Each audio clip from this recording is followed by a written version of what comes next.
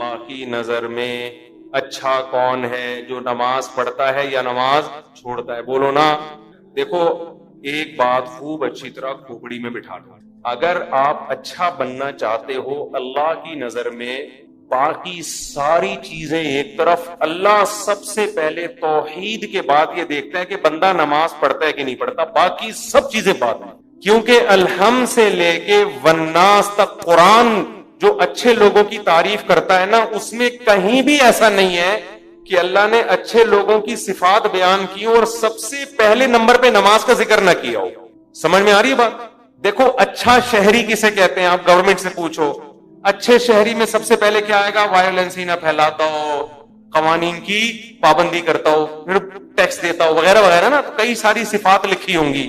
تو اللہ جب کہتے ہیں نا میرے نیک بندے، ان میں سب سے پہلے اور سب سے زیادہ اہتمام سے اللہ جس صفت کو بیان کرتا ہے وہ کیا ہے؟ میرے نیک بندے نماز پڑھتے نہیں، نماز قائم کرتے ہیں.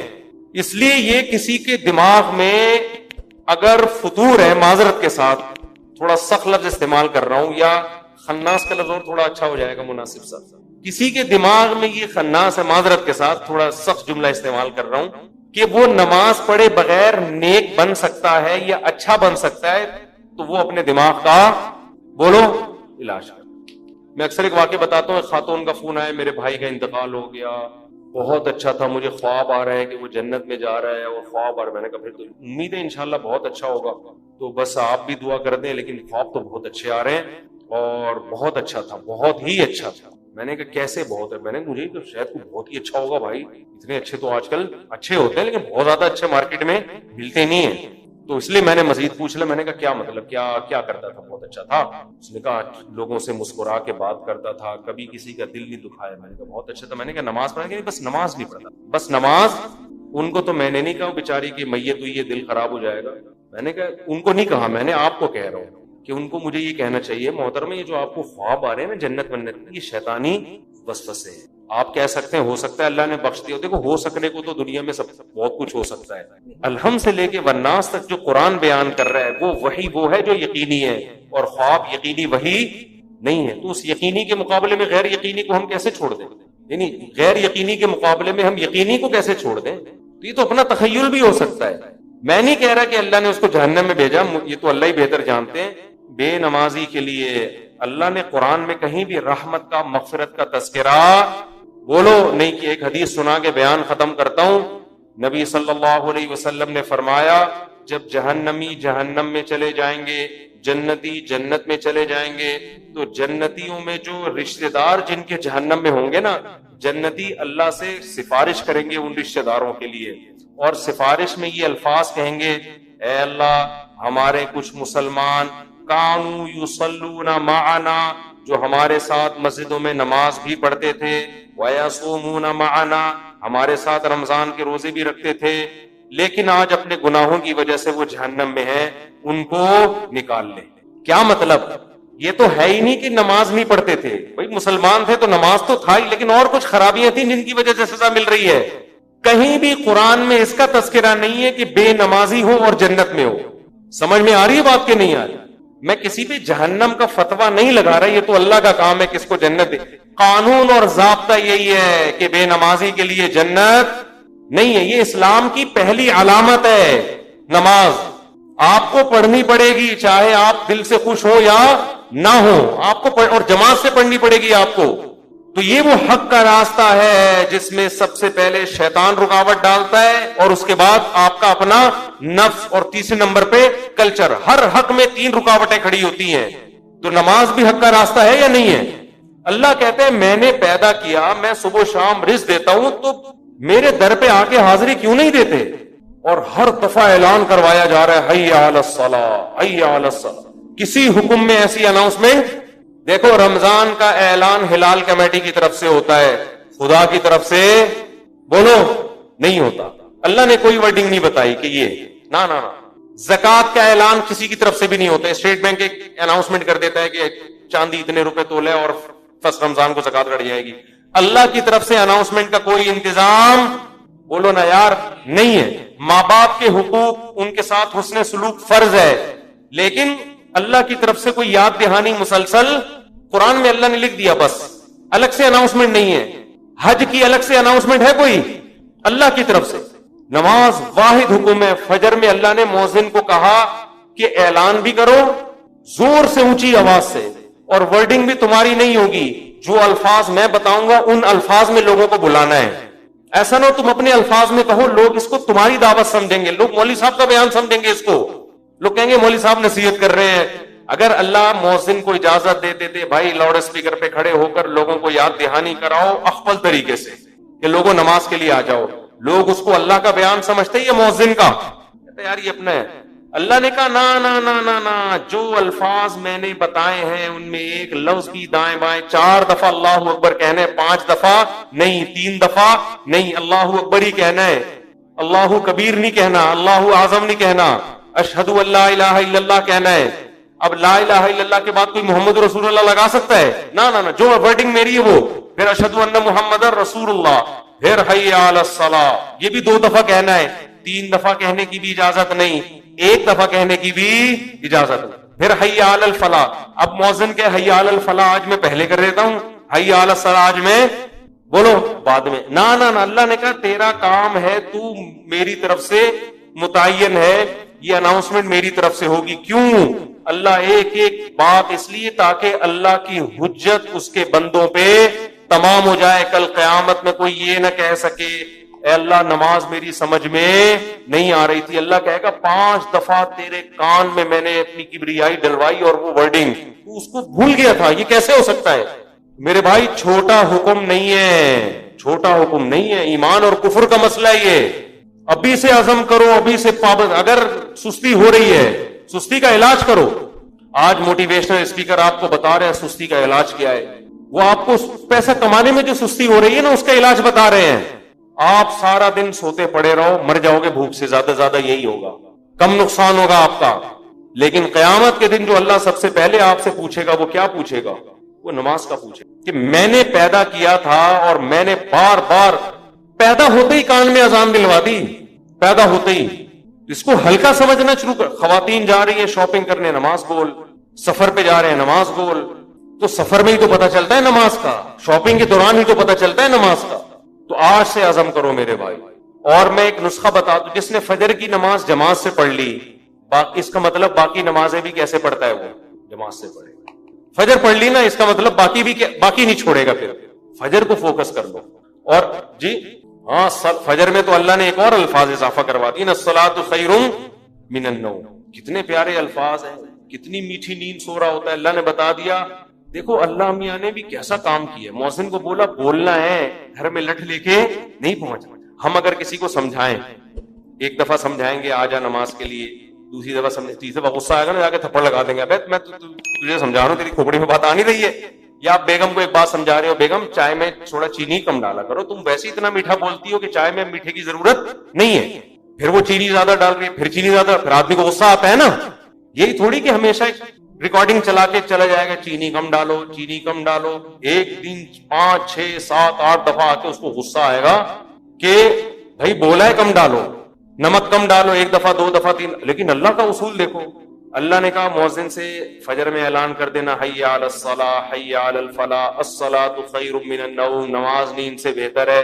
بس بتا دینا، گھر میں ڈنڈا لے کے نہیں پہنچنا. نہ سونے تو جو پڑا ہوا ہے. کیوں؟ لا تحسبن اللہ غافلا عما یعمل الظالمون. قرآن کہتا ہے ظالم جو کچھ کر رہا ہے اللہ کو اس سے غافل مت سمجھو. اللہ غافل نہیں ہے، اللہ حجت تمام کر رہا ہے. ابھی نہیں پوچھے گا. اگر پکڑنا شروع کر دے تو پھر آزمائش نہیں ہے. پکڑنا شروع کر دے اللہ تعالیٰ پھر تھوڑی ابھی تو اللہ کہہ رہے ہیں جو سو رہا ہے سونے دو. جو میرے نیک بندے ہوں گے نا، جن کو پتا ہے کھلاتا اللہ ہے پلاتا اللہ ہے، وہ اس آواز پہ کان دھریں گے، وہ اسے سنیں گے. یار یہ بار بار کیا کہا جا رہا ہے؟ غیر مسلم بھی سنتے ہیں اذان، پتہ ہے آپ کو، وہ بھی غور کرتے ہیں کیا ہو رہا ہے، بار بار کیوں مسلمان اناؤنسمنٹ کرتے ہیں. لیکن ہم اس اناؤنسمنٹ کو سن سن کے ہمارے کان سن ہو گئے ہیں. تو ہم اس خوش فہمی میں ہے کہ اللہ تعالیٰ مؤذن کو آٹو پہ کر کے معاذ اللہ بھول گیا ہے. جیسے بٹن دبا کے بعض دفعہ آدمی بھول جاتا ہے نا، تو اللہ مؤذن کا بٹن دبا کے شاید بھول گئے ہیں.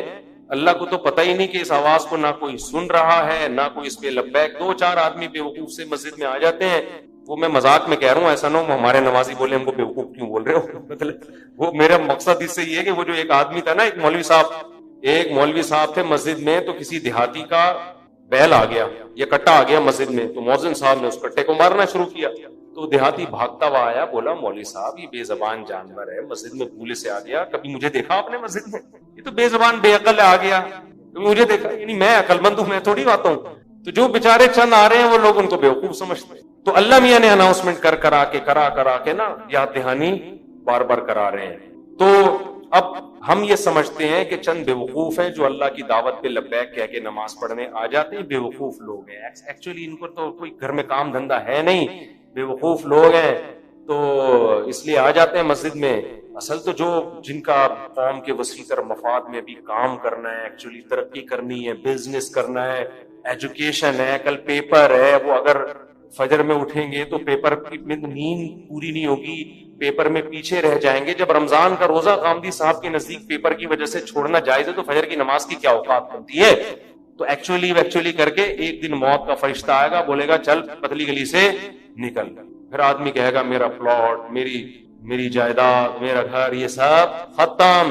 تبلیغ جماعت میں وہ ہے نا حضرت مولانا کیا نام ہے ان کا، جو اجتماع میں بڑا اچھا بیان کیا تھا، انہوں نے بڑی پیاری بات کی، مولانا عباد اللہ صاحب، بڑی پیاری بات کی انہوں نے بیان میں، کہ لوگ کہتے ہیں ہم تبلیغ میں وقت لگائیں گے جب ہم سیٹ ہو جائیں گے، اس طرح لوگ کہتے ہیں ہم دین کی طرف یا نماز کی طرف آئیں گے جب ہم کیا ہو جائیں گے، ذرا سیٹ ہو جائیں گے۔ ایک فکروں سے تو آزاد ہوں، کہ تو شادی بھی ہے، پہلے جاب ہے، پھر بزنس ہے، اب سیٹ ہو جائیں گے نا سارے کاموں سے۔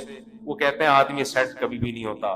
وہ سیٹ کیسے ہوتا ہے؟ انہوں نے بڑی پیاری مثال دی، ایسے سیٹ ہوتا ہے کہ وہ کہتا ہے میں سیٹ ہوں گا، ہو نہیں رہا، ایک مسئلے کے بعد دوسرا مسئلہ، دوسرے کے بعد تیسرا مسئلہ، ہوتے ہوتے ایک دن موت کا فرشتہ آتا ہے اور بالآخر اس کو قبر میں اتار دیتا ہے۔ پھر اس کے رشتے دار اس کو قبر میں اتارتے ہیں اور دیکھتے ہیں اس کو قبلہ رخ کر کے ذرا صحیح طرح سے لٹاؤ، صحیح طرح سے لٹانے کے بعد پھر کیا کہتے ہیں؟ اب سیٹ ہے۔ مردے کو کہتے ہیں نا اب یہ کیا ہے؟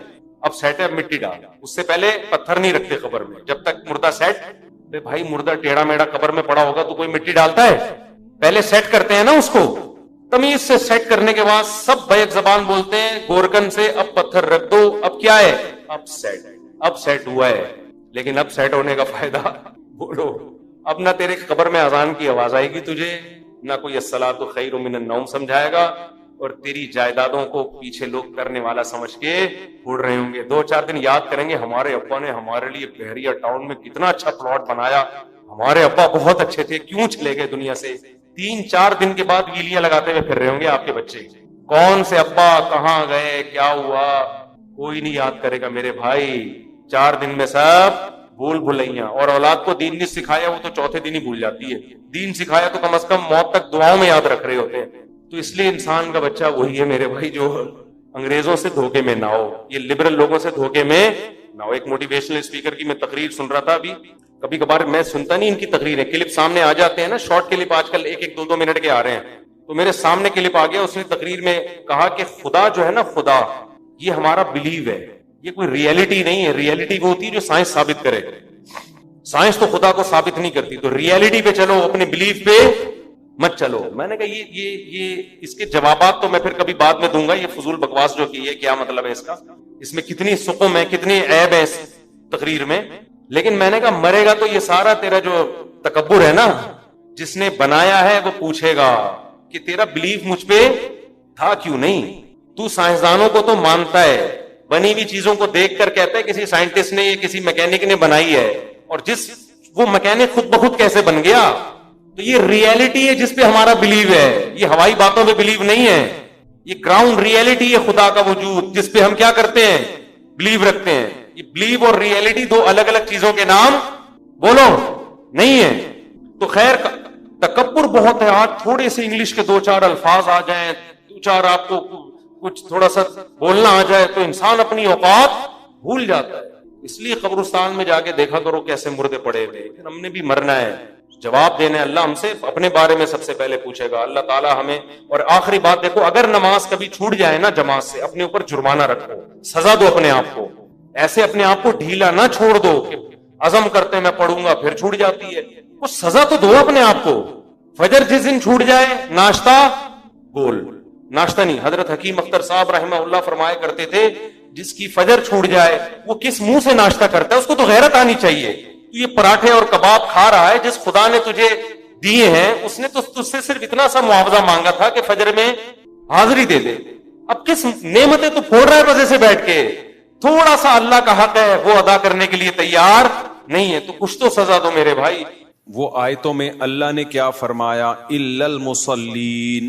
اللہ فرماتے ہیں کہ جو لوگ ڈپریشن کا شکار ہو جاتے ہیں، جلد بازی میں فیصلے جلد بازی میں کرتے ہیں، ان میں تدبر نہیں ہے، غور و فکر نہیں ہے، تو لیکن کچھ علامتیں اپنے اندر پیدا کر لو تو تمہارے اندر سے جلد بازی، جس جلد بازی کے نتیجے میں ڈپریشن ہوتی ہے، خودکشی کے خیالات آتے ہیں، یعنی زندگی سکون کی گزرے گی تمہاری.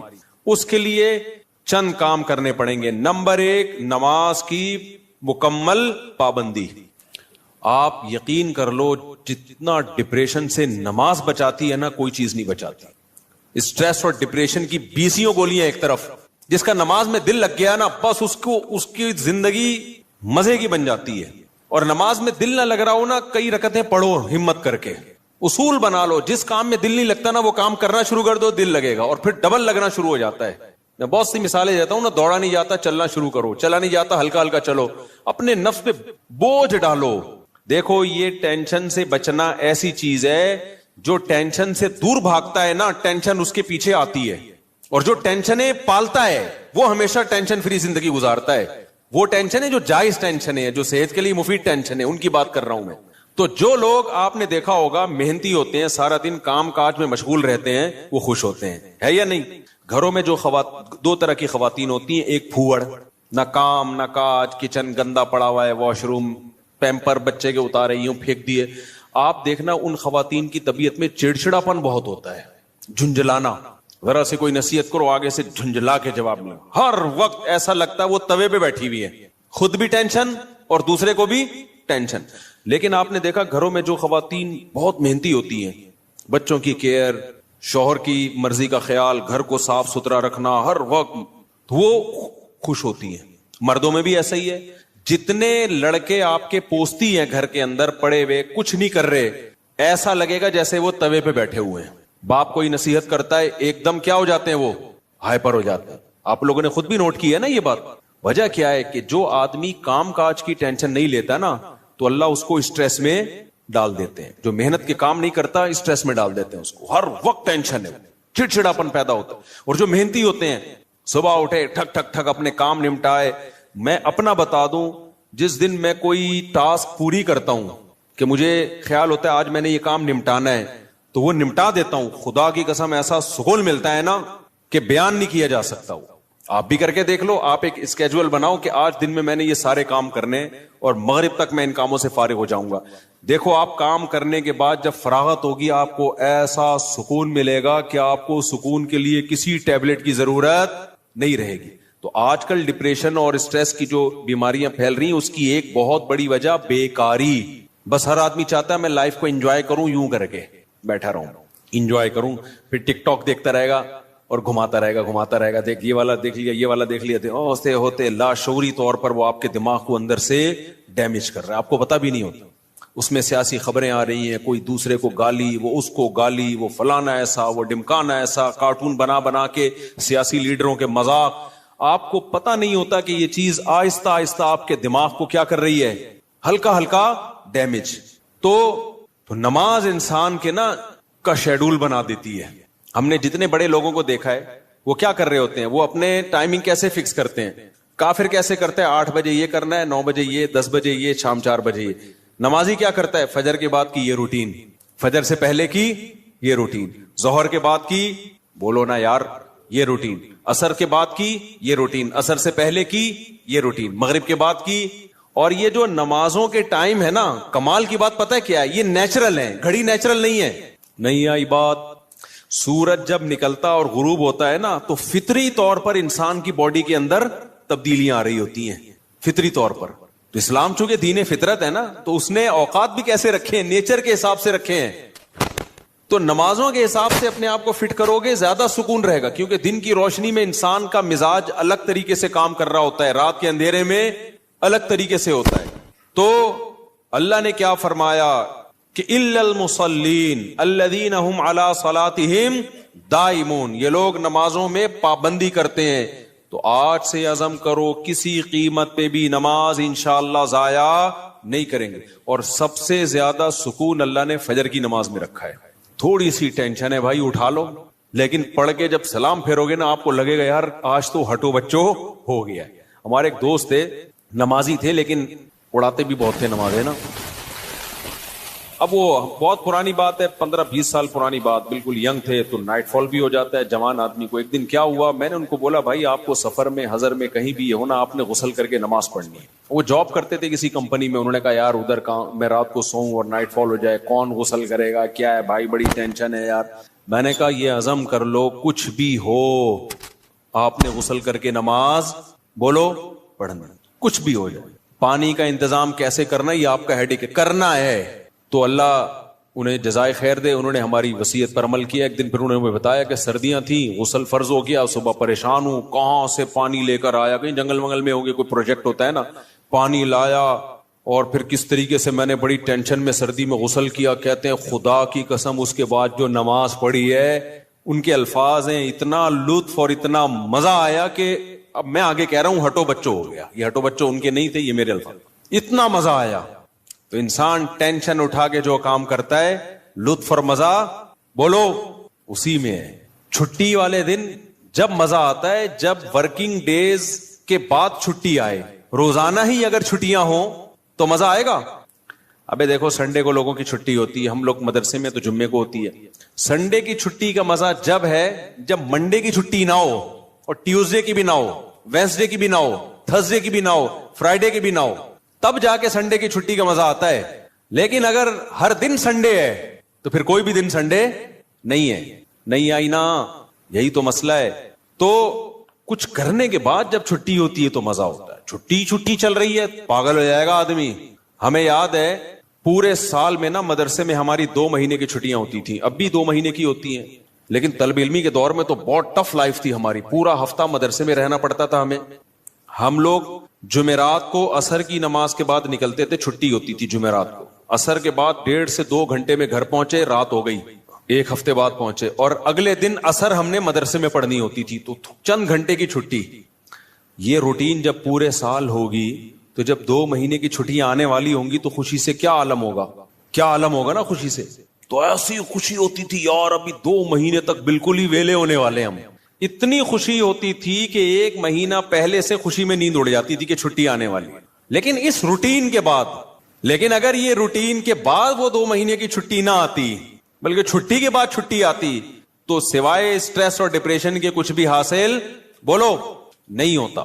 یہ میں پوری تقریر آپ کو سمجھانے کے لیے کر رہا ہوں کہ اپنے آپ کو پریشانیوں میں یعنی ورک کی ٹینشن میں، کاموں کی ٹینشنوں میں ڈالو گے تو سکون ملے گا.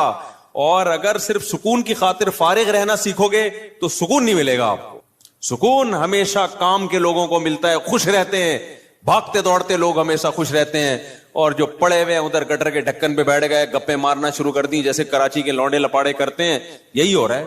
بیٹھے تو اٹھ ہی نہیں رہے، نہ نماز کے ٹائم پہ اٹھ کے جا رہے ہیں، کچھ بھی نہیں، بیٹھے آپ کیا کر رہے ہیں، پان سے ایک پیک نکال کے ادھر پھینکی، پھر اٹھ کے گھر گیا، وہاں تھوڑی سی ابا سے صلواتیں سنی، سو رہا ہے تو پھر ٹک ٹاک پہ لگ گیا، لگے پوری رات گزر گئی، پھر اپنی مرضی سے سو گیا، پھر اٹھ گیا، پھر جب سوتے سوتے تھک گیا تو اٹھ گیا، تھک گیا تو کیا ہو گیا، اڑ گیا. اب کیا کریں، وہی کریں جو کل کیا تھا، دوبارہ سے اسی ڈھکن پہ جا کے بیٹھو. ہو سکتا ہے 2-4 بے وقوف ابھی بھی وہیں بیٹھے ہوئے ہو، پھر دوبارہ ڈھکن پہ جا کے. گٹر کے ڈھکن تو جو چوری ہونے سے بچ گئے ہیں نا وہ یہی والے ڈھکن ہیں جن پہ لوگ آ کے بیٹھتے ہیں، باقی تو سارے چوری ہو گئے. اب حضرت مفتی تقی عثمانی صاحب کی عمر ماشاءاللہ کافی ہو گئی ہے، لیکن صحت عمر کے لحاظ سے بہت اچھی، حالانکہ اتنی بزی اور اتنی ٹف لائف گزاری ہے انہوں نے. 8 گھنٹے مطالعہ کا معمول رہا ہے ایک دور میں.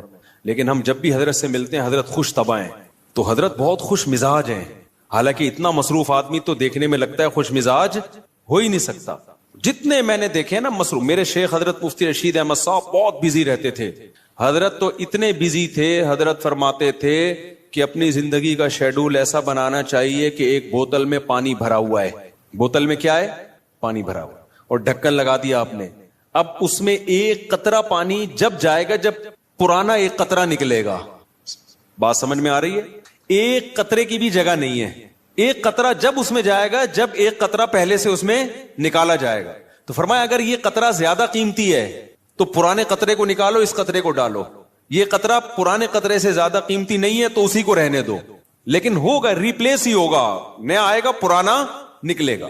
تو فرماتے تھے کہ اپنی زندگی, اپنے جو 24 گھنٹے کے اوقات کو اس طرح سے بوتل میں پانی کی طرح بھر دو کہ اب آپ کوئی اگر کام کرنا چاہتے ہو تو پرانا کوئی کام ڈسٹرب ہوگا تو پھر نیا کام ہوگا. نہیں آئی بات میرا خیال. جیسے ابھی جو روٹین چل رہی ہے نا پبلک کی, وہی کیا چل رہی ہے, کوئی بھی نیا کام کرنا چاہیں تو کر سکتے ہیں کیونکہ پرانا کوئی کام کوئی کر ہی نہیں رہے. 10 کام مزید شروع کر سکتے ہیں کیونکہ فارغ ہی فارغ ہیں. جبکہ ہمارے حضرت کا کیا تھا کہ حضرت نے اگر کوئی نیا کام کرنا ہے نا, کوئی بھی, جیسے کسی کتاب کا مطالعہ کرنا ہے تو پہلے سے جو کام ہو رہا ہے نا اس کا ناغہ کرنا پڑے گا. تو پھر اس میں کمپیئر کیا جائے گا کہ پرانا کام زیادہ قیمتی ہے یا نیا کام. یعنی کاموں کا حرج تو ہوگا کیونکہ 24 گھنٹے مصروف ہیں تو کام کا حرج تو ہوگا, لہذا نئے کام کے لیے ٹائم نہیں ہے. نیا کام اس میں جب داخل ہوگا جب نیا پرانے سے بھی زیادہ امپورٹنٹ ہوگا. مثال کے طور پر 24 گھنٹے آپ کا ایک اسکیجول ہے, ایک شیڈول ہے. اب نیا کام کیا ہے, آپ کی بچی بیمار ہے, ایمرجنسی میں ہاسپٹل لے کے جانا ہے, لیکن آپ کا وہ مطالعے کا ٹائم ہے یا ورزش کا ٹائم ہے یا اور کوئی بزی یا اس جاب کا ٹائم ہے. تو اب آپ کیا کرو گے بھائی, نقصان تو ہوگا, آفس کا ناغہ ہوگا, ناغہ تو ہوگا, لیکن اب یہ کام ان تمام کاموں سے زیادہ اہم. بچی کی جان تو بچانی ہے نا, یا اپنی جان ہو یا بچی کی جان ہو. تو اس طرح سے ہونا چاہیے. آپ کہہ سکتے ہیں لو بھائی یہ تو زندگی کا مزہ ہی کرکرا ہو جائے گا, 24 گھنٹے اپنے آپ کو ایسا بزی بنا کے رکھو, یہ تو انسان نہیں, یہ تو گدھا ہو گیا نا. میں سمجھا پا رہا ہوں اپنی بات جو میں بیان کر رہا ہوں, مجھے لگ رہا ہے آپ کے چہروں سے ایسا لگ رہا ہے کہ شاید میں سمجھا نہیں پا رہا. بھائی آپ کہیں گے کہ ہمیں اپنے آپ کو خوش رہنے کے لیے, شریعت پہ چلنے کے لیے 24 گھنٹے ہمیں اپنے آپ کو کیا رکھنا ہے, بزی رکھنا ہے. تو یہ تو انسان نہیں, یہ کیا ہو گیا بھائی, گدھا. تو گٹر کا ڈھکن کہاں گیا اس میں, تو زندگی کا مزہ ہی کرکرے ہو گئے. تو دیکھو 24 گھنٹے بزی رکھنے کا مطلب یہ نہیں ہے کہ مطالعے میں, پڑھائی میں اور ہر وقت ایسے کاموں میں جس سے تھکاوٹ ہی ہو, بلکہ اس میں تفریح بھی, وہ بھی ضروری کاموں میں داخل ہے. دوستوں سے کبھی کبھار بیٹھ کے گپ شپ بھی ان ضروری کاموں میں, کیونکہ دماغ کو فریش رکھنے کے لیے ضروری ہے کہ کبھی کبھار گٹر کے ڈھکن پہ جا کے بیٹھا کرے, تھوڑا ابے تبے کے ماحول میں دوست احباب سے بات چیت کر لیا کرے, تھوڑا سا ریلیکس رہے گا اور سوسائٹی میں ان رہے گا.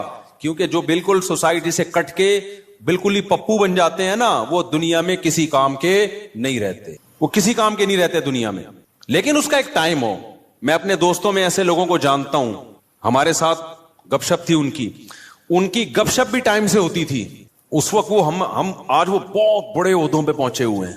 بھی چند دن پہلے ایک کا فون بھی آیا, کیا آپ وہی طارق مسعود ہو جو ہمارے ساتھ کھیلا کرتے تھے, گپ شپ تھی. میں نے کہا ہاں. میں نے کہا آج کل کیا وہ بہت بڑا آفیسر بن چکا ہے, وہ نام نہیں بتاؤں گا میں, بہت بڑی فلم بن گیا بھائی وہ. لیکن اس کی روٹین کیا تھی مجھے یاد ہے.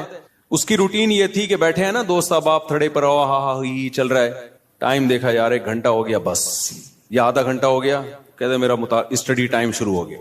اتنے نیک بچے کراچی میں پائے نہیں جاتے, لیکن وہ تھا. یہ بات کر رہا ہوں جب ہم 16-17 سال کے تھے, اس وقت گپے مار رہے ہیں. ایسے بھی نہیں ہے کہ گپ شپ ہی نہ ہو دوستوں کے ساتھ, یہ بھی نہیں ہے. اور یہ بھی نہیں ہے کہ بیٹھے ہیں تو بیٹھے ہی ہیں, نہ. اس نے ٹائم ایک بنایا ہوا تھا, گھر کا ماحول ایسا تھا نا. تو اب آ کے بیٹھے, ابھی گپ شپ شروع کر دی, اور بھائی ہاں ہی باتیں, کرکٹ ہم ساتھ کھیلا کرتے تھے, کرکٹ کی باتیں چل رہی ہیں, گپ شپ ہو رہی ہے. یار میرا اسٹڈی ٹائم شروع ہو رہا ہے, میں جا رہا ہوں. ہم کہتے تھے یار عجیب انسان ہے بھائی, اتنا نیک آدمی. تو یہ ہے کہ یہ نہیں کہ آپ نے دوستوں کی محفلیں بالکل چھوڑ دی, گپ شپ بالکل چھوڑ دی, کھیل کود بالکل چھوڑ دیا, لیکن اس کو بھی اپنے شیڈول کا حصہ بنانا ہے. اس کو بھی جتنا ٹائم بنتا ہے اتنا دینا ہے. اب ہو یہ رہا ہے کہ کوئی پلاننگ نہیں ہے, کوئی روٹین نہیں ہے, تو ہم اپنی زندگی اپنی مرضی سے نہیں چلا رہے, ہمیں کوئی اور چلا رہا ہے. اور پتہ ہے کون ہے؟ اس کو پیار سے شیطان کہا جاتا ہے. ہمیں کون چلا رہا ہے؟ شیطان بتاتا ہے اب اڑ جا, کیونکہ سو کے اب تو تھک گیا ہے. تو ہم کہتے ہیں چلو بھائی اب اڑ جاتے ہیں. شیطان بتاتا ہے کہ دوبارہ سو جا. اتوار کو لوگ کیا کرتے ہیں چھٹی والے دن, 12 بجے سو کے اٹھیں گے, اس کے بعد حلوہ پوری, وہ نہیں رش ہوتا, اتنا بھاری بھرکم ناشتہ کریں گے کہ آدھے گھنٹے بعد دوبارہ سے غنودگی شروع. لہذا دوبارہ شیطان کیا کہتا ہے, اب دوبارہ کیا بنتا ہے؟ سونا بنتا ہے. دوبارہ سو گئے. تو سارا دن سوئے, ساری رات سوئے. تو میرے بھائی خوش رہنا چاہتے ہو نا تو اپنی روٹین بناؤ اور روٹین کو اپنے تابع رکھو, نہ یہ کہ آپ شیطان کے تابع بن جاؤ. بار بار میں ایک مثال دیتا ہوں, گھوڑے کی لگام اگر آپ کے ہاتھ میں ہوگی تو گھوڑا آپ کی مرضی سے سفر کرے گا. ابھی ہو یہ رہا ہے کہ ہم نے اپنی لگام گھوڑے کے ہاتھ میں پکڑا دی ہے, گھوڑا ہمیں بتاتا ہے کہ تو نے کدھر جانا ہے. بڑے لوگوں کی ایک بڑی زبردست بات ہے کہ اگر آپ کی زندگی گزارنے کی اپنی کوئی پلاننگ نہیں ہوگی تو آپ کسی دوسرے کی پلاننگ کا حصہ بن جاؤ. دیکھو یہ چرسی ہیروئنچی ہے نا, ان کی اپنی کوئی پلاننگ نہیں ہوتی زندگی گزارنے کی, یہ ہوتی ہے. اگر انہوں نے پلاننگ سے اوقات طے کیے ہوتے کہ ہم نے یہ کرنا ہے, صبح اٹھ کے یہ کرنا ہے, دوپہر یہ کرنا ہے, شام کو یہ کرنا ہے, اپنی پلاننگ ہوتی تو چرس پیتے ہی ہے. کیا ہو گیا بھائی, بولو نا, نہیں پیتے. اپنی کوئی پلاننگ نہیں تھی, ایم ہی اٹھ کے ایک دن نکلے, ایک دوست نے چرس پکڑائی. تو اب یہ کس کی پلاننگ کا حصہ بن گئے؟ چرس اور ہیروئن کے جو اسمگلر ہے نا, ان کی پلاننگ تھی ہم نے پیسہ کمانا ہے, تو وہ کروڑ پتی بن گئے کیونکہ ان کی کوئی پلاننگ نہیں تھی. تو یہ لوگ ان کی پلاننگ کا حصہ بن کے انہوں نے اپنا بیڑا غرق کر دیا, ان کو ارب پتی بنا دیا. ہر دفعہ ایسا ہی ہوتا ہے. آپ کی اپنی پلاننگ نہیں ہے کہ میں نے کتنی دیر فیس بک پہ بیٹھنا ہے, کتنی دیر یوٹیوب پہ بیٹھنا ہے, بس آپ نے بیٹھ گئے تو کوئی پلاننگ نہیں ہے. تو آپ دیکھتے جا رہے ہو, دماغ آپ کا خراب ہو رہا ہے. یہ اس نے اس کو گالی دی, اس نے 80 لیٹر کا کارٹون بنا دیا. اپنی کوئی پلاننگ نہیں ہے کہ میں نے دیکھنا کون سا چینل ہے, کتنی دیر دیکھنا ہے, معلوماتی چینل دیکھنا ہے, ادھر ادھر دائیں بائیں چیزیں میں نے نہیں دیکھنی. نیوز بھی ایک حد تک دیکھنی ہے, بس اتنی کافی ہے ہمارے لیے آج کی تاریخ میں. یہ تھوڑی کہ نیوز ہی سنتے چلے جاؤ. کیا تحقیق کرنی آج میں نے؟ اگر نہیں ہے نا تو آپ دیکھتے چلے جاؤ گے. اور جو یوٹیوبرز یا فیس بکیے یا ٹک ٹاکرز ہیں, ان کی پلاننگ تھی کہ ہم نے ویوز بڑھا کے پیسہ کمانا ہے, تو آپ جیسے بے وقوف ان کی پلاننگ کا حصہ, آپ کا نقصان, اور وہ کروڑ پتی بن رہے ہیں. نہیں آئی بات, میرا خیال ہے. دیکھو یوٹیوبرز ویورز کے لیے کیا کرتے ہیں, فلانے مولوی نے, مفتی طارق مسعود نے آج انجینئر کے پرخچے اڑا دیے, حالانکہ میں نے کہیں نہیں ایسے اڑائے ہوتے. وہ ایک دم وہ لگائے گا نا ایک وہ تھمبنیل پہ, ابے تمہیں کیا کرنا ہے پرخچے اڑائے کہ نہیں اڑائے؟ تمہیں کسی مسئلے کی تحقیق کرنی ہے, کسی خاص مسئلے کی, تو تم اس مسئلے کو دیکھو. یار مفتی طارق مسعود نے اس مسئلے, طلاق کے مسئلے کی تحقیق کرنی ہے یا اور کوئی مسئلہ, یار اس پہ میں سرچ کر رہا ہوں, مجھے ضرورت ہے, یا یہ کاروبار حلال ہے یا نہیں ہے, میں ڈراپ شپنگ کرتا ہوں, اب ڈراپ شپنگ ہے حلال, چلو مفتی طارق مسعود ڈراپ شپنگ لکھ کے سرچ کرو. یہ آپ کی پلاننگ ہوگی, اس میں آپ کو فائدہ ہوگا. لیکن ہو کیا رہا ہے, یوٹیوبر اٹریکٹ کرنے کے لیے تھمبنیل پہ عنوان لگائے گا, مفتی طارق مسعود دوبارہ جہلم. کل ایسا ہی ہوا, میرے سامنے آتا ہے, میں نہیں دیکھتا کہ یار میں, حالانکہ میں دیکھ سکتا ہوں نا کہ کیا کہا ہے بھائی اس نے. کل ایک میرے سامنے سے ویڈیو گزری, اس پہ لکھا مفتی طارق مسعود دوبارہ جہلم پہنچ گئے. میں کراچی میں بیٹھ کے دیکھ رہا ہوں, میرا بھی دل چاہ رہا تھا نا میں کلک کروں, کیا خیال ہے یار میرے بارے میں جھوٹ کیوں بولا, کیا بولا, لیکن میں نہیں کیا کلک. میں نے کہا وہ بے وقوف ہے, ہم تھوڑی بے وقوف ہیں بھائی, ہمیں پتا ہے جھوٹ ہے. جھوٹ آگے ہو سکتا ہے اندر جو مضمون ہو وہ یہ ہو کہ جانا چاہ رہے تھے لیکن نہیں گئے, ہو سکتا ہے یہ لکھا ہوا اس نے, یہ لکھا ہوا, لیکن سچ لکھا ہے, جھوٹ لکھا ہے, میں کیا کروں گا, میرا تو ٹائم ویسٹ ہوگا نا, میں کام کی چیز دیکھوں نا. لیکن میں نے ویوز دیکھے پبلک کا رجحان دیکھنے کے لیے کہ پتہ نہیں کتنے ویوز آئے ہوئے تھے اس پہ, اور جا کے لے کے کمنٹس میں گالیاں دی ہوں گی لوگوں نے کہ بھائی کیا کر رہا ہے, جھوٹ کیوں بول رہا ہے. لیکن آپ کی جب اپنی کوئی پلاننگ نہیں ہوتی تو آپ دوسروں کی پلاننگ کا حصہ بن جاتے. اب یوٹیوبر کی پلاننگ تھی ویورز کے ذریعے پیسے کمانے, اس کو پتا ہے ایسا عنوان لگائیں گے تو دھڑا دھڑ ویوز آئیں گے, آپ کا ٹائم ویسٹ ہو رہا ہے. آپ نے جب دیکھا پہنچے تو ہیں نہیں, ٹھیک ہے نا, ایسی جھوٹ بولا ہوا اس نے, اس کے پیسے بن رہے ہیں اور آپ کا ٹائم ویسٹ, اور آپ ڈپریشن میں, پھر زبان گندی کر کے گالیاں کمنٹس میں الگ. تو ان تمام چیزوں کا آپ کو کچھ بھی حاصل نہیں ہوا, اس لیے کہ آپ کی پہلے سے کوئی پلاننگ تھی نہیں کہ کیا چیز دیکھنے کی ہے اور کیا چیز دیکھنے کی نہیں. آپ کی تھی نہیں, بس آپ نے جا کے. تو اصول یاد رکھو, آپ کی اپنا لائف اسٹائل نہیں ہوگا تو آپ ہمیشہ دوسرے کے لائف کا حصہ بن جاؤ, اس کی ترقی کا حصہ بن جاؤ گے. کیونکہ دیکھو شیطان ہر وقت پلاننگ میں لگا ہوا ہے. یا تو ہوتا نا شیطان بھی پلاننگ نہ کر رہا ہوتا, ہم بھی پلاننگ نہ کرتے, تو نہ ہمیں کوئی نقصان ہوتا, نہ شیطان کو کوئی فائدہ ہوتا, نہ ہمیں فائدہ ہوتا نہ نقصان ہوتا. لیکن ہو یہ رہا ہے کہ ہم اگر پلاننگ نہیں کرتے تو ہماری پلاننگ کون کر دیتا ہے؟ شیطان. اس نے بنا کے بیٹھا ہوتا ہے, فارغ ترین آدمی ہے تو اس کو بھی اس کام میں لگاؤ, ٹھیک ہے نا. تو یہ بہت اہم بات ہے. تو اپنے جو لائف اسٹائل کو چینج کریں, ان میں اس کی معمولات کی ابتدا کہاں سے ہوگی؟ نماز سے. سمجھتے ہوگے نہیں سمجھتے؟ ابتدا کہاں سے ہوگی یار؟ سب سے پہلے کیا کرنا ہے؟ نماز ٹھیک کرنی. اب شیطان دوسرا حملہ کرے گا آپ کے اوپر. شیطان سے بڑی فلم اس کائنات میں پیدا نہیں ہوئی ہے. شیطان کہے گا ٹھیک ہے پہلے نماز تو شروع کر لے, پھر باقی چیزیں چرس بعد میں چھوڑ دینا. اور یہ جو گٹر کے ڈھکن پر پوری رات بیٹھا رہتا ہے, یا انٹرنیٹ پر 6 گھنٹے بیٹھا رہتا ہے, ہر وقت ٹک ٹاک پہ بیٹھا رہتا ہے, یہ اگلے اسٹیپ میں. پہلے نماز, تو نہ نماز صحیح ہوگی نہ اگلا اسٹیپ شروع ہوگا. یہ ایسا ہی ہے جیسے ہم کہتے تھے ہفتے کے دن سے ہم پڑھائی شروع کریں گے, 1 جنوری اگلے سال کی 1 جنوری سے. وہ 1 جنوری کبھی آتی ہے یا 1 محرم کبھی آتا ہے؟ وہ کبھی بھی نہیں آئے گا. جب جنوری آئے گی نا, آپ بولو کہ اسلامی سال سے کروں نا, 1 محرم سے کروں گا, میں مسلمان ہوں, میں انگریز تھوڑی ہوں. نہ وہ 1 محرم کبھی آئے گا نہ وہ 1 جنوری. حافظوں کو نا پہلا پارا بہت پکا یاد ہوتا ہے, پتہ ہے کیوں؟ حافظوں کو جوش اٹھتا ہے یار کچا ہوتا جا رہا ہے, اب دوبارہ سے یاد کرو, تو پہلے پارے سے شروع کرتے ہیں, اس کے بعد جوش ٹھنڈا ہو جاتا ہے, پھر بھولنا شروع کر دیتے ہیں, پھر ناغے کرتے ہیں, پھر کئی دنوں کے بعد خیال ہوتا ہے یار قرآن بھولتا جا رہا ہوں, دوبارہ شروع کرو, پھر پہلا پارا, تو پہلا پکا ہو جاتا ہے, باقی سارا ایسے کہ ایسے ہی رہتا ہے. تو اس لیے پلاننگ میں یہ ہو کہ سب سے پہلے نماز کو مضبوط کرنا ہے, لیکن یہ نہ ہو کہ جب تک نماز ٹھیک نہیں ہوگی باقی چیزیں ٹھیک نہیں ہیں. سب چیزوں کو ایک ساتھ ٹھیک کرنا ہے, سمجھ رہے ہو؟ جس نے یہ کیا نا پہلے یہ پھر وہ, تو نہ یہ ہوگا اور نہ وہ ہوگا. اور ہر کام میں ایکسیلنسی پیدا کرنے کی کوشش تو کرنا ہے, لیکن اگر نہ ہو تو اس کام کو چھوڑنا نہیں ہے, گرتے پڑتے کرنا ہے. آپ نے نیت کر لی, جیسے نمازی بننا چاہتے ہو نا, تو نیت کرنی پڑے گی میں 40 دن تکبیر اولا سے نماز پڑھوں گا, ایک نماز بھی میں 40 دن تک تکبیر اولا سے نہیں چھوڑوں گا. یہ ہے ایکسیلنسی. لیکن اب کیا ہوگا, 2-4 دن کے بعد تھوڑا جوش ہلکا ہوا, ایک دن تکبیر تحریمہ کا ناغہ ہو گیا, تکبیر اولا کا ناغہ ہو گیا, یہ نماز کا ناغہ ہو گیا. شیطان کہے گا تیرے بس کا نہیں ہے, اب نہیں ہو سکتا. شیطان سے بولو میں نے ریکارڈ تو بنانا ہی نہیں ہے بھائی, ہو گیا نا دوبارہ سے شروع کر دوں میں, کیا خیال ہے؟ کیونکہ یہ انسان کے ساتھ ہوتا ہے, بہت مشکل ہے بھائی بالکل ایک دم سے ایکوریٹ ہو جانا. گرتے پڑتے ہی لوگ اللہ کی طرف جاتے ہیں. اگر سارے ایک دم سیدھے چلنا شروع ہو جاتے تو یہ حدیث پھر کیوں ہوتی کہ نبی صلی اللہ علیہ وسلم نے فرمایا, اللہ تعالیٰ فرماتے ہیں من تقرب الی شبرا تقربت الیہ باعا, جو ایک بالش میری طرف چل کے آتا ہے میں ایک ہاتھ اس کی طرف چل کے جاتا ہوں, اور جو میری طرف چل کے آتا ہے اتیتہ ہرولا, میں اس کی طرف دوڑ کے جاتا ہوں. یہ حدیث ہے ہی یہ سمجھانے کے لیے کہ آپ پہل تو کرو, آنا تو شروع ہو, گرتے پڑتے ہی آؤ. کچھ آپ کرو گے, کچھ کون کرے گا؟ کچھ اللہ کرے گا. تو کیا کرنا ہے بھائی, اپنے شیڈول کو, اپنے اسکیجول کو تبدیل کرنے کے لیے سب سے پہلے ابتدا کہاں سے کرنی ہے؟ نماز سے. بھائی اب زندگی میں نماز کبھی بھی نہیں چھوٹے گی. اب نماز میں اپنے آپ کو پابند کرنے کے لیے چند چیزیں ہیں. سب سے پہلا کام کیا کرنا ہے, ایک دم سے قضاء عمری شروع نہ کرو, زیادہ بوجھ ہو جائے گا. قضاء عمری تو پڑھنا لازم ہے, لیکن پہلے تھوڑا سا اپنے آپ کو ادا نمازوں کا عادی بنا لو.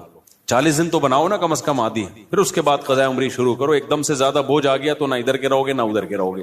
ایک دم سے نا ایک دم امام مہدی بننے کی کوشش کرتے ہیں لوگ, ایسے ایک دم صوفی بنے گا, جا رہا ہے, قضاء عمری بھی چل رہی ہے ساتھ ساتھ, آج لگتا ہے کہ بس یہ کہاں پہنچ گیا ہے. وہ بخار ہوتا ہے, چند دنوں میں وہ کافور ہو جاتا ہے, اڑ جاتا ہے وہ. تو نماز کا عادی بنانے کے لیے کرنا کیا ہے, اپنے اوپر کوئی جرمانہ رکھنا ہے, سزا رکھنی. بھائی مجھ سے اگر فجر کی نماز چھوٹ گئی تو اس دن ناشتہ بولو نہیں کرو. ناشتہ اسی دن ہوگا جس دن فجر کی نماز ہوگی. سزا دو اپنے آپ کو. حکیم اختر صاحب رحمہ اللہ تعالی فرمایا کرتے تھے, یہ کتنی بڑی بے غیرتی ہے کہ اللہ نے کہا تھا نماز پڑھو فجر کی, آپ اللہ کا حکم آپ سے اتنا سا پورا نہیں ہوا اور صبح پراٹھے کھانے کے لیے ناشتے پہ بیٹھ جاتے. کتنی بڑی بے غیرتی ہے نا, کہ اللہ کی نعمتوں سے تو پھوڑنے کے لیے آ جاتے ہیں, بس جو اللہ نے کام لگایا وہ ہو نہیں رہا. تو غیرت کا تقاضا بھی ہے, فجر گئی تو ناشتہ بھی گیا. اے اللہ اب ہمارے منہ سے تو نوالا اترے گا نہیں. کتنا مزہ آتا ہے صبح ناشتہ کرنے میں نا, آپ کو نہیں آتا, مجھے تو بہت آتا ہے. خیر کتنا لطف ملتا ہے جب بھوک لگ رہی ہو اور انسان مزے کا ناشتہ کرے. تو یہ اللہ ہم سے کام بہت کم لیتا ہے, نعمتیں ہمیں بہت زیادہ دیتا ہے, اور اس فجر پڑھنے میں بھی ہمارا ہی فائدہ ہے, سکون ہمیں ہی مل رہا ہے, صحت بھی اچھی ہوتی ہے, جلدی اٹھنے میں آکسیجن ملتی ہے. اور صبح کی جو دھوپ ہے نا, یہ جو ٹھنڈی دھوپ ہوتی ہے صبح کی, سرخ دھوپ, یہ وائٹامن ڈی بہت تیزی سے بڑھاتی ہے باڈی میں. لگے دھوپ ویسے بھی وٹامن ڈی بڑھاتی ہے چاہے دوپہر کی دھوپ ہی ہو, لیکن صبح دھوپ ہے جب سورج سرخ ہوتا ہے یہ والی دھوپ بہت زیادہ آپ کی باڈی کو مضبوط کرتی ہے, ہڈیوں کو مضبوط کرتی ہے, تو ہمارا ہی فائدہ اس میں. تو اپنے آپ کو نماز کا پابند بنانے کے لیے کیا کرنا ہے بھائی؟ فجر چھوٹ گئی, ناشتہ گیا, ظہر چھوٹ گئی تو کچھ پیسے رکھ لو. ہر آدمی اپنے حساب سے پیسے رکھے کہ اتنے پیسے میں. اب میں یہ نہیں کہوں گا کہ ظہر چھوٹ گئی تو لنچ بھی گیا, کیونکہ سزا اتنی دے انسان جتنی افورڈ کر پائے, ورنہ ہوگا یہ کہ آپ نہ سزا پہ عمل کرو گے نہ نماز. بہت زیادہ سزا دینا بھی ٹھیک نہیں ہے. اب مثال کے طور پر آپ نے کہا کہ فجر گئی تو میں اپنی گردن ہی اڑا دوں گا, تو کون اڑائے گا بھائی؟ خام خب وہ بات کرو نا جو پاسبل ہے.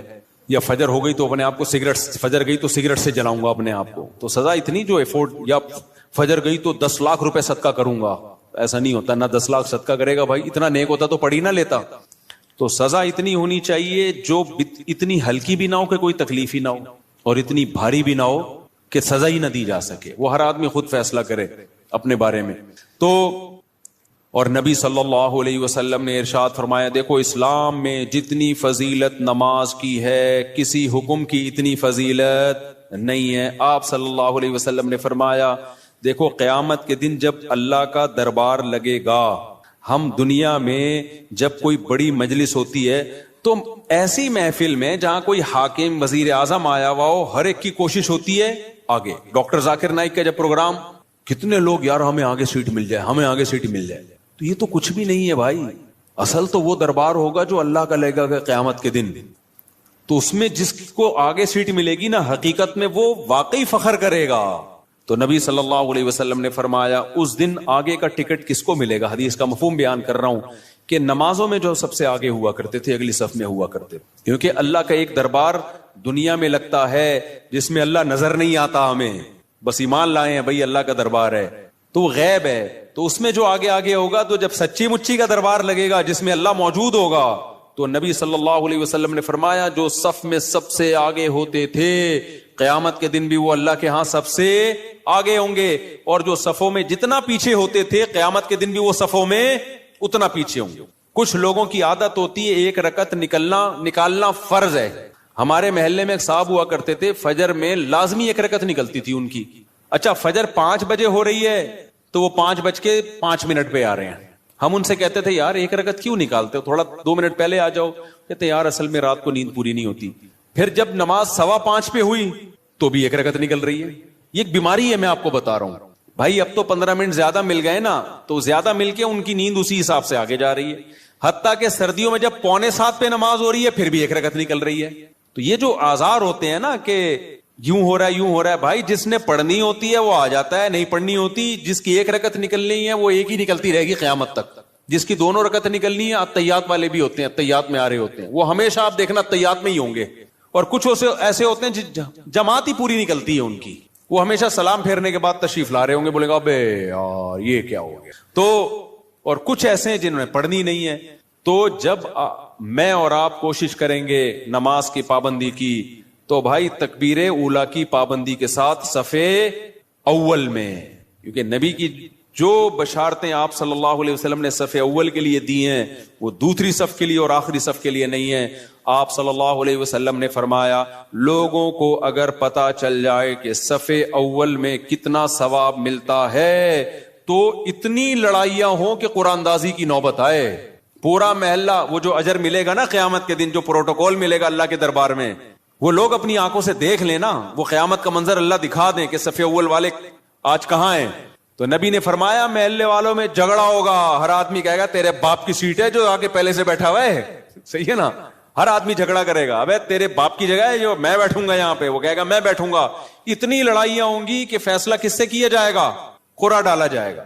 آج تم کہ ہمیں اپنی آنکھوں سے دیکھ نہیں رہے, لہذا ایسے پوستیوں کی طرح رڑتے آتے ہیں, وہ بالکل پیچھے بیٹھے, آگے جگہ بھی ہوتی ہے تو کوشش کرتے ہیں پیچھے ہی کھڑے رہیں, کیونکہ تاکہ نکلنے میں آسانی ہو, سلام امام پھیرے اور فوراً بھاگ سکیں ہم. تو وجہ اس کی ہے کہ بھائی اللہ فرماتے ہیں فلا تعلم نفس ما اخفی لهم من قرۃ اعین, کسی نفس کو خبر نہیں ہے ہم نے اپنے نیک بندوں کے لیے آنکھوں کی ٹھنڈک کا کیسا سامان چھپا کے رکھا ہے.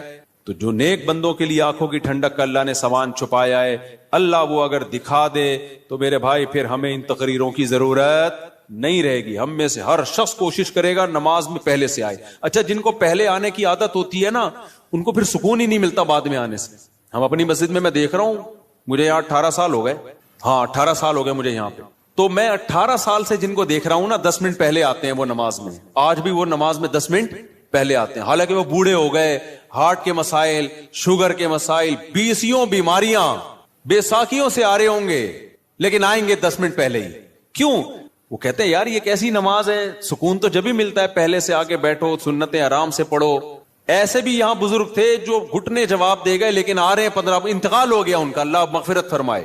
پھر جب میں ان کی عیادت کے لیے گھر گیا تو کہتے ہیں بھائی مفتی صاحب بس اتنی دعا کرو کہ جو مسجد کی جماعت ہے نا وہ نہ, کیونکہ ساری زندگی ہم نے صف اول میں نماز پڑھی ہے, اب کوئی غم نہیں ہے سوائے اس کے کہ مسجد کی جماعت چھوٹ گئی ہم سے, مسجد کی ہم سے جماعت چھوٹ گئی. تو یہ نشہ ہے میرے بھائی, سمجھ رہے ہو؟ صف اول میں نماز پڑھنے کا کیا ہے؟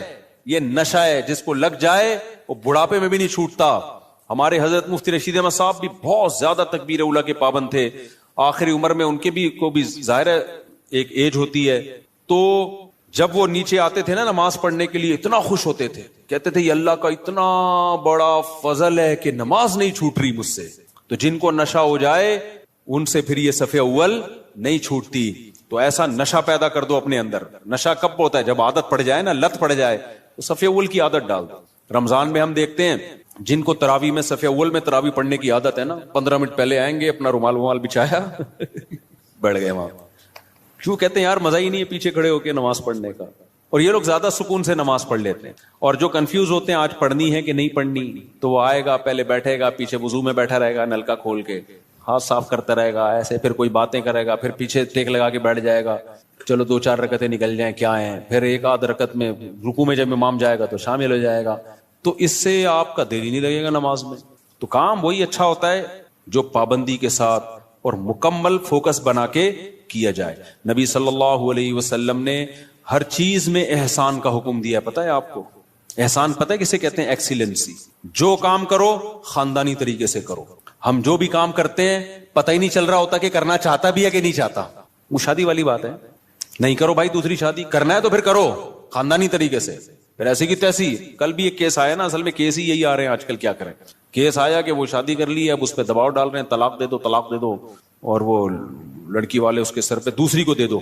تو میں نے کہا کرنا ہی نہیں تھا, جب دم نہیں تھا, جب کر لیا تو بولا جاؤ تمہاری ایسی. اب میں نے کہا اگر ڈر گیا نا, کنفیوز ہو گیا یار دوسری کو چھوڑوں نہیں چھوڑوں, میں نے کہا اس سے ڈپریشن میں جائے گا. کام تو کر لیا, اب بول بھائی میرے ٹکڑے کر دو, مجھے بم سے اڑا دو. میں نے کہا اس میں سکون ملے گا. میں نے کہا دیکھو میں تمہیں سمجھا رہا ہوں, سکون مل رہا ہے نا؟ کہتے ہیں ہاں مل رہا ہے. میں نے کہا اس سے مطلب یہ سکون اسی میں ہے. ہو گیا ایسی کی تیسی. ہم لوگ بولیں گے 2 نمبر ہے, بولے ہم 2 نمبر ہیں. لوگ بولیں گے برا آدمی, بولے ہم ہیں, ہم کم نے کب کام ہے, بہت نیک آدمی ہے. تو جو بھی کام ایکسیلنسی کے ساتھ ہوتا ہے. صحابہ کرام جب نماز پڑھا کرتے تھے کتنے خشوع و خضوع سے پڑھا کرتے تھے, تبھی نمازوں میں ان کو مزہ آتا تھا. ہم نماز پڑھ رہے ہوتے ہیں, مسجد کی طرف آ رہے ہوتے ہیں ایسے جیسے قبر سے مردے کو اکھاڑا جا رہا ہے, بستر سے ایسے اٹھتے ہیں, مسجد میں ایسے آتے ہیں جیسے پولیس جیل کی طرف لے کے جا رہی ہے. پھر وہاں بیٹھے ہوتے ہیں بار بار, کبھی یوں کر کے دیکھ رہے ہیں, کبھی پیچھے مڑ مڑ کے امام کو دیکھ رہے ہیں کہ آ کیوں نہیں رہا. بھائی تمیز سے منہ نیچے کرے بیٹھ جاؤ, 30 سیکنڈ لیٹ ہو جائے گی نا نماز زیادہ زیادہ. پھر سلام کے بعد فوراً ایک دم نا ایسے جیسے توے پہ بٹھایا ہوا ہے, ہلنا شروع ہو جائے گا کہ اٹھوں کیسے میں یہاں سے. سکون سے. نبی صلی اللہ علیہ وسلم نے فرمایا جتنی دیر انسان نماز کے انتظار میں ہوتا ہے اللہ کی ہاں اتنی دیر نماز ہی کی حالت میں ہوتا ہے. وہ اس کو نماز کا ثواب ملتا رہتا ہے, اس کو نماز کا ثواب ملتا رہتا ہے. اور جتنی دور سے چل کے آئے گا, آپ صلی اللہ علیہ وسلم نے فرمایا ہر قدم پہ اللہ ایک نیکی دیں گے اور ایک گناہ اس کا معاف کریں گے.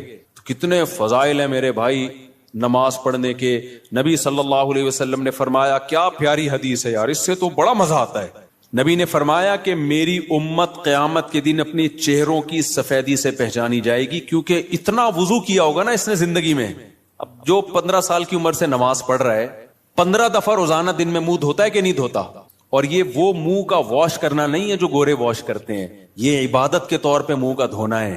یہ جو ہم چہرہ دھوتے ہیں دن میں 15 دفعہ, بازو دھوتے ہیں دن میں 15 دفعہ, پاؤں دھوتے ہیں دن میں 15 دفعہ, 3 دفعہ دھویا جاتا ہے نا.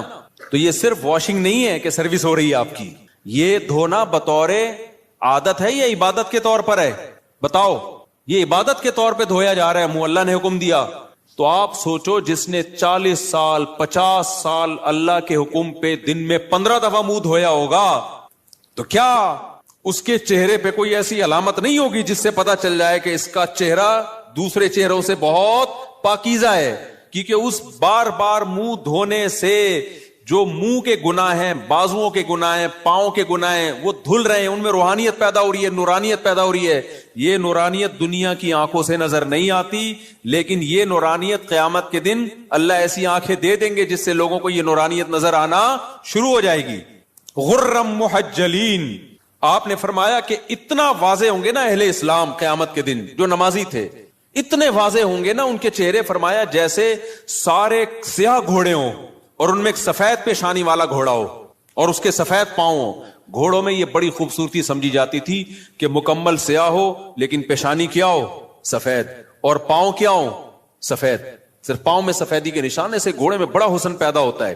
تو آپ نے فرمایا کہ سارے سیاہ گھوڑوں میں اگر سفید پیشانی والا گھوڑا ہوگا تو فوراً الگ پہچان ہوگی کہ نہیں ہوگی؟ ہے بھائی ایک گھوڑے ہیں، اب آپ کا گھوڑا ان گھوڑوں میں مکس ہو گیا سب کے کلر، تو آپ جا کے غور سے دیکھو گے، لیکن آپ کا گھوڑا سفید پیشانی والا تھا، باقی سارے کالے، فوراً پہچان جاؤ گے بھائی یہ کس کا گھوڑا ہے؟ یہ میرا. تو نبی نے فرمایا میں اپنے امتیوں کو پہچاننے میں کوئی کنفیوژن نہیں ہوگی، کیونکہ وضو کی کثرت کی وجہ سے سب کے چہرے نورانی ہوں گے، سفید ہوں گے. سب کے بازو کیا ہوں گے؟ نورانی اور سفید. جتنا ایریا وضو میں کور ہوتا ہے نا سارا سفید ہوگا. سفید کا مطلب نور نکل رہا ہوگا اس سے، نورانی چہرے ہوں گے. تو یہ ہلکی چیز نہیں ہے بھائی نماز کا قائم کرنا. شاعر اسلام میں سے دیکھو ہر مذہب کا کوئی خاص نشان ہوتا ہے جس سے پتہ چل جاتا ہے یہ آدمی اس مذہب سے بیلونگ کرتا ہے. ہوتا ہے کہ نہیں ہوتا؟ ہندو عورتوں کے یہاں کیا ہوتی ہے؟ بولو. ٹیکا بندیا ہوتی ہے نا. تو جس عورت کی ہوتی ہے ہمیں فوراً پتہ چل جاتا ہے یہ کیا ہے بھائی. منہ سے بولنے پر گورنمنٹ نے پابندی لگائی ہے تو ٹھیک ہے بھائی. جس خاتون کے یہاں ٹیکا ہوتا ہے 99% چانس ہوتا ہے کہ یہ کیا ہے؟ ہندو ہے، ہندوؤں کا کلچر ہے. یہاں سلیب لٹکا ہوا ہے تو فوراً پتہ چل جاتا ہے بھائی یہ کیا ہے؟ یہ عیسائی ہے. خاص علامات ہوتی ہیں ان کی. اور اسی طرح یہودیوں کی ایک خاص کیپ ہوتی ہے، اتنی سی کیپ یہاں رکھی بھی ہوتی ہے. ماشاءاللہ داڑیاں تو ایک اچھا کام کرتے ہیں، بڑی داڑھی رکھتے ہیں، چھوٹی سی یہاں کیپ ہوگی. خاص ڈریس ہوتا ہے ان کا. پہلے تو ہمیں یہودی کہیں نظر ہی نہیں آئے تھے کراچی میں. اب دنیا میں ٹریولنگ ہوتی ہے تو بہت سارے، میں تو بعض دفعہ دم کروانے جانے لگا تھا، میں نے کچھ لگ رہا ہے بخاری کے کوئی استاذ بیٹھے ہوئے. اتنے داڑھی کی وجہ سے ویسے چہرہ تو نورانی ہو ہی جاتا ہے، اتنی بڑی بڑی داڑھی. امریکہ میں اور کینیڈا میں تو جاپان میں بھی میں نے دیکھے.